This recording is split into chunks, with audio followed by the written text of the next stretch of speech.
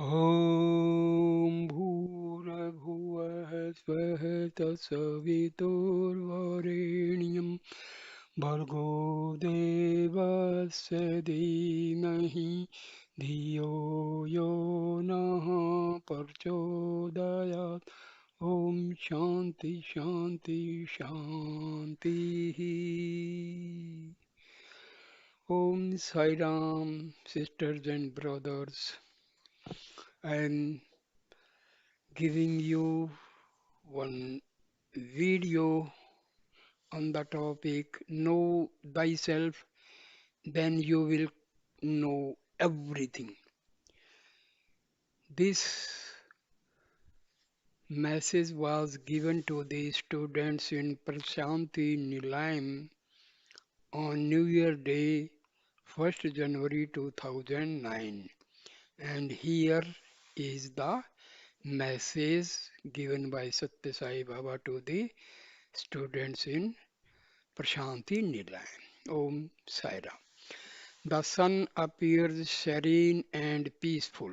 The days have become shorter and the cool wind is blowing. The fields are ripe with golden crops. Marigold flowers are blossoming like garlands of pearls on the banks of rivers. Marigold flowers are blossoming like garlands of pearls on the banks of rivers. The farmers are rejoicing and singing. The sweet festival of Sankranti has come in the Pusya month, filling the granaries in our homes with the freshly harvested grain. So this is the translation of a Telugu song, Embodiments of Love. This is the Sankranti festival time. Sankranti is a great festival. It is a day on which the farmers bring home the harvested crops consisting of all varieties of food, grains, and pulses needed for the household. The farmers, having finished a hectic schedule of harvesting the crops and becoming free from agricultural operations, enjoy good food and rest in their homes. They spend a leisure time happily with their family and friends, indulging in fun and frolic. They invite the newly married sons-in-law to their houses and present them with new clothes. The entire house abounds with joy. In this context, there is a folk song in Telugu depicting the festival atmosphere in the village. As Sankranti is the festival of festivals, oh, newly married bridegroom, visit your in-laws' house, come spend your time in fun and frolic with your brother-in-laws and sister-in-law. The entire household and the neighborhood will honor you with love and affection.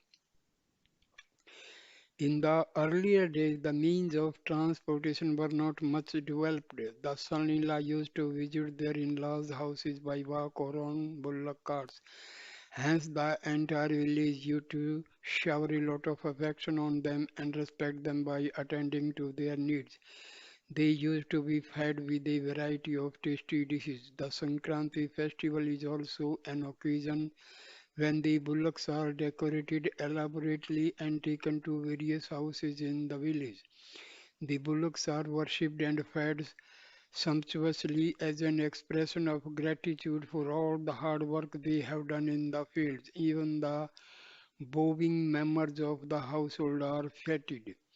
A symbolic marriage is performed between a pair of bull and cow, naming them Rama and Sita. They are taken along the streets and made to dance to the delight of everyone. The cow named Sita is asked Rama is black, do you like him? Sita would swing her head in disagreement. Then she is consoled. Please do not say no.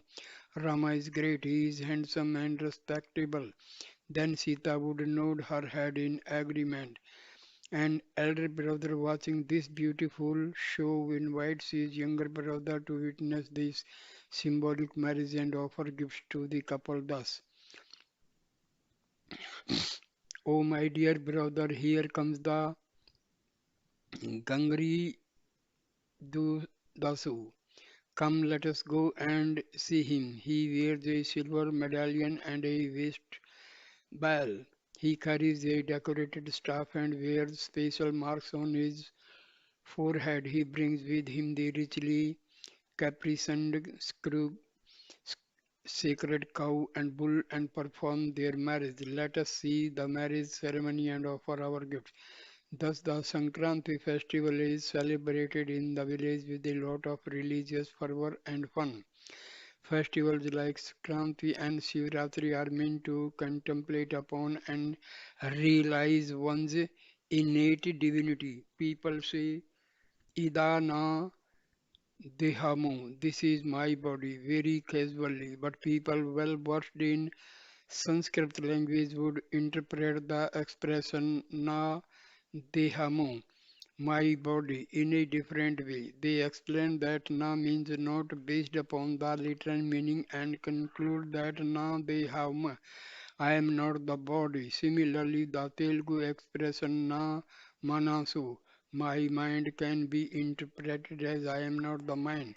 The same is the case with buddhi, intellect. The sum and substance of all these expressions is I am not the body, I am not the mind, I am not the buddhi, etc. In the same logic, one has to maintain a state of perfect equanimity, unaffected by pain and pleasure at all times, affirming these sorrows and difficulties as well as happiness and pleasure are not mine, I am beyond these dualities. It is my body means I am different from the body. When you consider yourself as separate from your body, why should you feel the pain of it? The situation, however, is that you are unable to bear the pain caused to the body, hence you remain at the level of a human being only. You are unable to come out of the delusion of body attachment. As long as you are attached to the body, these sorrows and difficulties as well as pain will haunt you. These are all your own making. Suppose you get angry. From where did this anger come? It has come from you only. Similarly, jealousy is a quality that manifested from your mind. Thus, each one of these bad qualities are the result of your own thoughts. Hence, if only you are able to control your thoughts properly, you will be able to achieve anything in life. The mind, intellect, and chitta, subconscious mind, are the reflections of Atma. The mind has no stability. It is the repository of thoughts and desire. It is said, Manayava Mahushayam Karnam Bandha Moksyaha. The mind is the root cause of either bondage or liberation. Hence, one has to keep the mind under proper control by putting some ceiling on desire. Both the body and mind undergo change constantly. However, there is one entity inside that is changeless, that is Atma. It has no form but it has a name. Atma, self, and Atma both mean the same. Atma is also called Aham. One should not confuse oneself in this context that this Aham is Ahamkara, ego, which is identified with the body. God has no end form and he is always referred to as a Brahma. If God were to reveal his true nature, he would say, Aham Brahmasmi, I am Brahma. The same Brahma Tattva, Brahma principle permeates all beings as Atma Tattva, Atma principle. We say so and so is my wife, so and so is my son, so and so is my daughter-in-law, etc. These are all illusory and bodily relationships. They are acquired by us and are not God-given. Similarly, God does not grant you either pleasure or pain. All are your own making only. They are due to your body attachment. As long as you are attached to the physical body, you will experience pain only.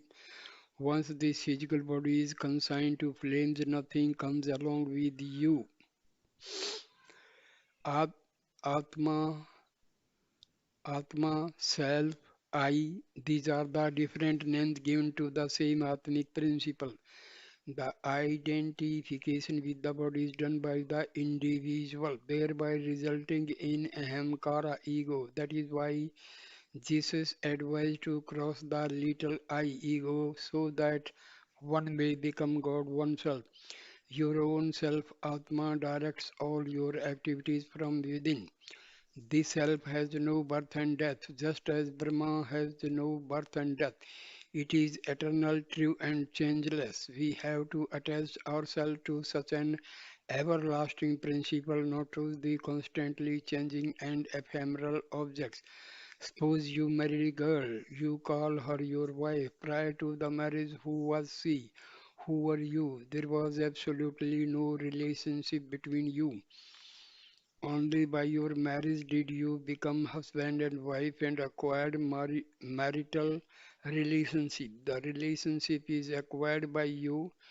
God has nothing to do with these worldly relationships, yet He is the eternal witness to all that goes on this world. Dhyana, meditation, japa, constant repetition of God's name or yoga are of no help in realizing the Atam Tattva. Neither are the nine forms of devotion like Sarvanam, listening, Kirtanam, singing, contemplating on Vishnu, serving his lotus feet, salutation, worship, servitude, friendship, and self surrender of any help. They are different forms of sadhana which we ourselves have taken up. They are not God given. How many ascetics in this world do severe penance? How many people constantly do japa? Even when they are sleeping, the japmala rotates in their hand. Do all these spiritual exercise confer moksha liberation on oneself? Never. One has therefore to constantly contemplate on the Atam Tattva.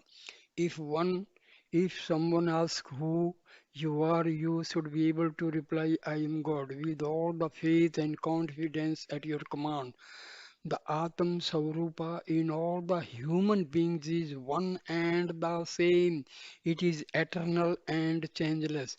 I have told you several times about the story of Alexander the Great. Though he conquered large parts of the world, he could not take with him even an iota of property that he accumulated. He had to leave this world with empty hands. In order to demonstrate this truth to the world, he instructed his ministers to take his dead body in a procession through the streets of his capital, keeping both his hands in a raised position pointing the sky. When the ministers were curious to know the reason for this strange request from the emperor, Alexander replied, I have conquered several countries and accumulated great wealth. There is a vast army under my control, yet none is accompanying me at the time of my leaving this mortal body. I am going with empty hands. This truth has to be demonstrated to all people. We may acquire a lot of wealth and deposit in the banks or lend it to others for interest, yet we cannot take even a handful of earth along with us at the time of leaving our body. Nothing of this world comes along with us. We are unnecessarily struggling and planning several schemes, constantly thinking about them day and night. In spite of all our struggles, what has to go out of our hands will go. The body is like a water bubble. The mind is like a mad monkey. If you follow this mad monkey, you will get into trouble. On the other hand, if you believe in the body, you do not know when this body, which is like a water bubble, will burst. Nothing is permanent, only the Atma, self is eternal and immortal. That is God. I, self, God are all different names by which divinity is referred to. The Atma, that is referred to as I, is donning different names and forms. God has incarnated as Rama, Krishna, etc. Rama underwent several difficulties and demonstrated great ideals. Krishna demonstrated several leelas, sports, plays, and attracted several people. Finally, he left his mortal coil. The physical bodies of the avatars undergo change, but the divine Atma in their bodies remain the same. The Atma is omnipresent. However, in order to attain Atma Jnana, Atmic wisdom, your resolves have to be pure. You have to constantly contemplate upon the divine Atma. Your thoughts and actions may change, the methods of your japa, tapa, and yoga may change, but divinity will not undergo any change. That's why divinity has been described as nirgunam, nirjanam, sanatana, niktanam, nitya, shuddha, buddha, mukta, nirmala, Saurupinam, attributeless, pure, final, abode, eternal, unsullied, enlightened, free, and embodiment of sacredness. People pray, O God, grant me your divine darshan. Even if He grants you His divine vision, it is only momentary. It comes and goes like a flash. In fact, God is very much immanent in your own heart. He is hearing all your prayers. He is answering your prayers. Even when your physical body ceases to exist, the Atma remains. That Atma is eternal. It assumes different forms. We witness several objects in this universe, like the stars, the sun, the moon, etc. Though they appear to be static, even they undergo changes. Only divinity, which is the basis of all these, remains changeless and eternal. One should always maintain purity. In fact, this land of Bharata has earned great name and fame for purity and character. This land of Bharata has given birth to many noble women like Savitri, who brought her dead husband back to life, Chandramati, who extinguished wildfire with the power of truth, Sita, who proved her chastity by coming out of blazing fire unscathed, and Damayanti, who reduced an evil-minded hunter to ashes with the power of her chastity. The, this land of piety and nobility attained plenty and prosperity, became the teacher of all nations for the world because of such women of chastity. This is the translation of a Telugu poem.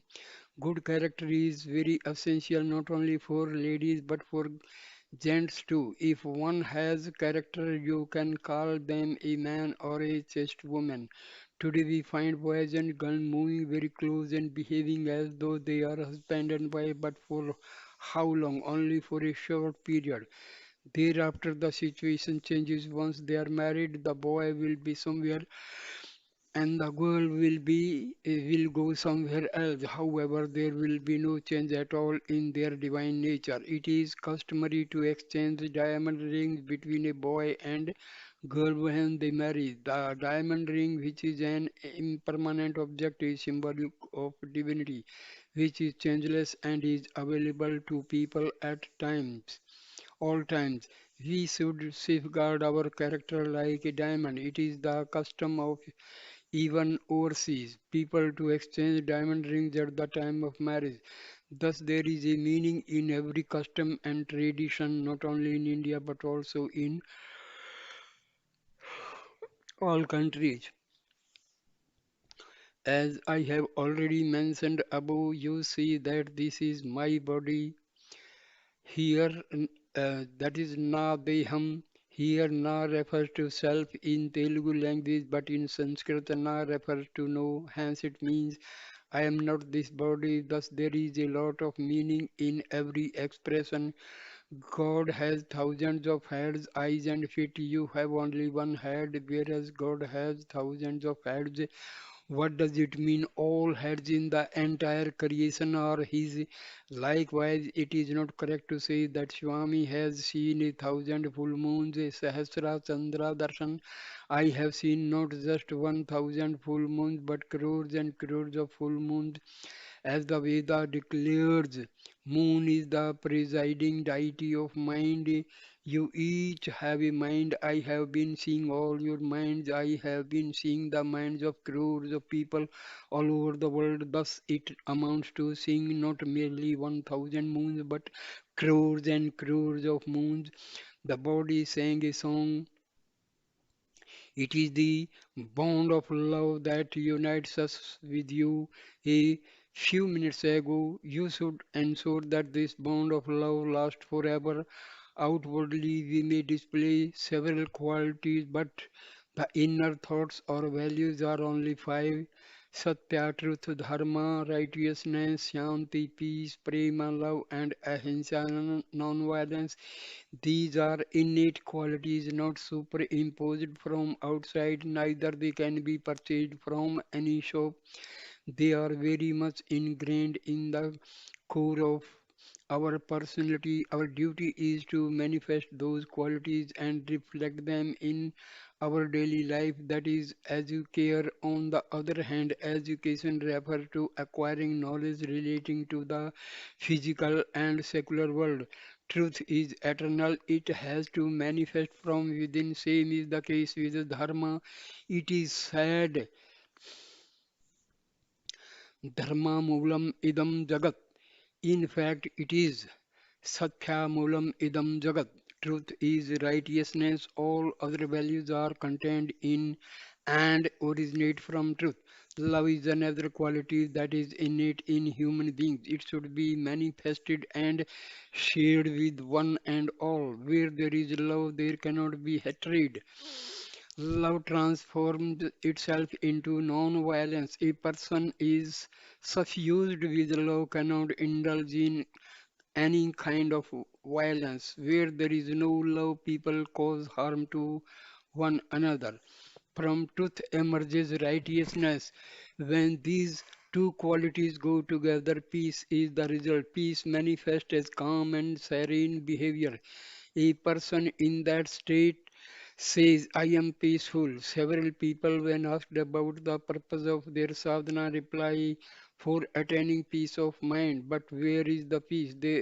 There are only pieces in the outside world. A mother loves her child. She will not forsake her child under any circumstances, even when provoked to get angry. Love drives it away. If non-violence is to reign sup- supreme in the world, the quality of love must be cultivated by all. It is not enough if you love yourself. You should love your neighbors too. You must develop the feeling that everyone belongs to you and the same Atma resides as the indweller in all people. For example, there is only one moon in the sky. The same moon is reflected in 1,000 pots. You will see the moon reflected in each of the 1,000 pots separately. Can you therefore say there are 1,000 moons? No. Similarly, there are no suns separately in different countries like India, USA, and Japan. Only one sun illuminates the entire world. However, the time at which the sun rises in different parts of the world differs. Now it is 6 o'clock in the evening for us, whereas it is 6 o'clock in the morning in America. In Japan, it is 12 noon. On the basis of this difference in time,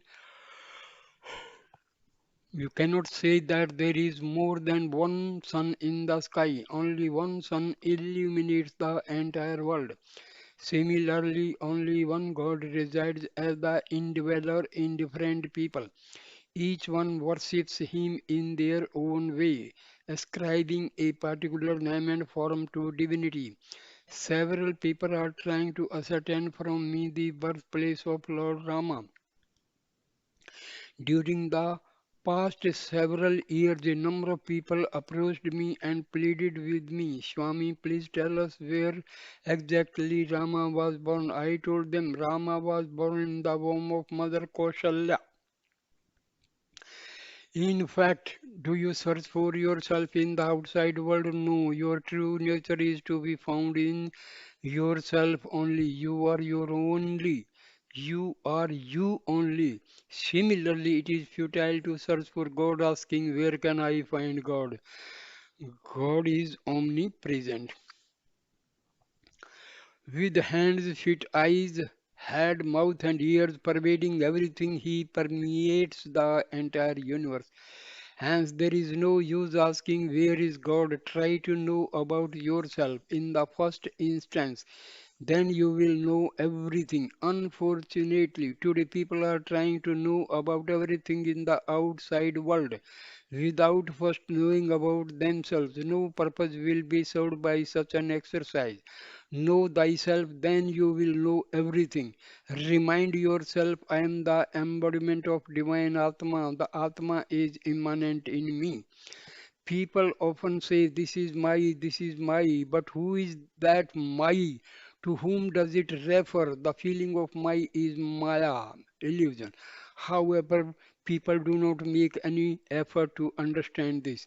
Since you are in the, since you are an individual, you say my, but God is not confined to a particular name and form. He is the principle of I, which is all pervading. Several names and forms are ascribed to him, but he is one and only one. Ekam sat vipraha buddhaha dahanti. Truth is one. The wise say it is different ways. In different ways, the different expressions like I am God, I am Brahma, I am Vishnu, etc., refer to only one God. Unfortunately, today people are dividing the divine. You should treat divinity as one. Do not differentiate between people, saying this man is my brother, this person is my son-in-law, etc. All are brothers and sisters only. When you consider all people are your brothers and sisters, where is the feeling of difference between individuals? Spirituality teaches exactly this feeling of oneness among human beings. People say that they could realize God by doing japa, dhyana, and such other sadhanas, spiritual exercise. But when and where? How? They will not be able to see even the person standing right in front of them. When they close their eyes, how then can they see God in meditation? All these sadhanas are meant to control the mind. The mind is very unsteady. It is always affected by bumps and jumps. How can you control such an unsteady mind? It is not possible. The mind can be controlled in only one way, by constant contemplation on God.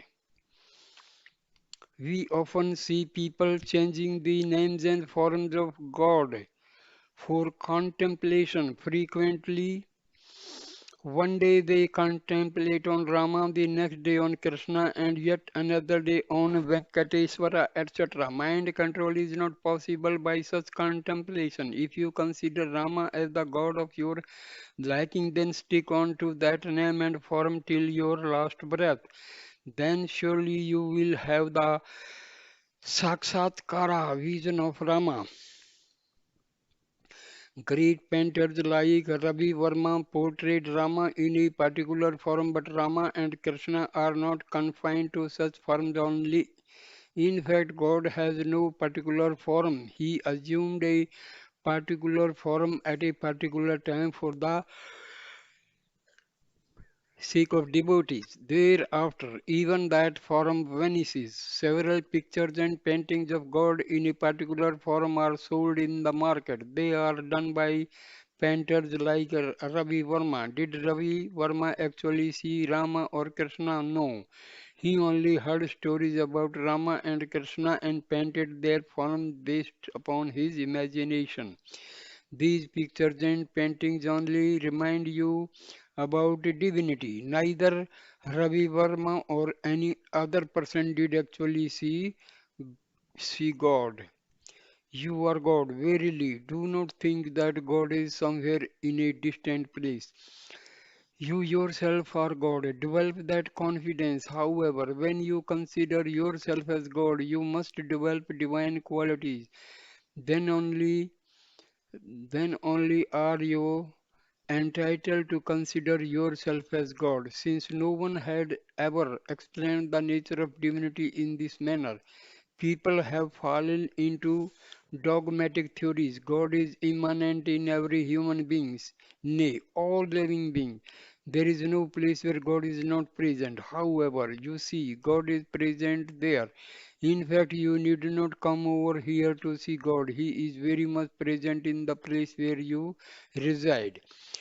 Without realizing this truth, people are spending a lot of money and going on pilgrimages. That is not what you are expected to do. Develop the quality of love in you and share it with all. Then all people can become one. All are one. Be alike to everyone. No living being can ever live without love. Living is possible only with love. Hence, develop a loving nature. When you go home, close your eyes and contemplate upon God. You are sure to find Him in your own heart. When you open your eyes to the outside world, you see all the scenery. What do you think is the purpose for which you are endowed with eyes? It is only to see God. If you go to a doctor complaining about some problem in your body, they will take an X-ray of your heart, liver, kidney, etc. and decide about the particular malady from which you are suffering. So, spirituality is like the X-ray photo that will reveal your true nature. Install the form of God in your heart and contemplate on Him incessantly. Never change that form for any reason. You are sure to realize God. You need not search for Him elsewhere. If you wish to see Swami, install the form of Swami in the altar of your heart. You can surely visualize Swami there. If you develop a feeling of oneness with Him, everything will turn out to be good for you. This is what you have to realize today. Festival come and go, Sunday, Monday, and Thursday, all roll on like that. Saturday lapses into Sunday, but God will never change. He is eternal. Realize this truth. Sai Ram. This video ends here. Thank you for watching this video. Thank you. Please subscribe my channel. Thank you, dear. Thank you.